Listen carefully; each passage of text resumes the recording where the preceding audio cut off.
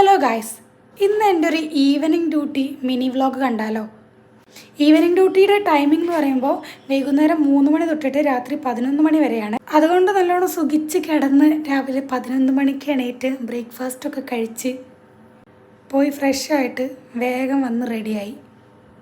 ഞാൻ കുറച്ച് നേരത്തെ പോകും, കാരണം ഓഫീസിൽ നിന്നാണ് ലഞ്ച് കഴിക്കാനുള്ളത്. അങ്ങനെ നേരെ ഓഫീസിലേക്ക് നടന്ന് ഉച്ചയായതുകൊണ്ട് ഒരു മാച്ചും ഇല്ലാത്ത ഷാളൊക്കെ എടുത്ത് മുഖമൊക്കെ കവർ ചെയ്ത് ഡ്യൂട്ടി എപ്പോഴായാലും ഭക്ഷണം കഴിച്ചിട്ട് ഓഫീസിനുള്ളിലേക്ക് കയറുള്ളൂ.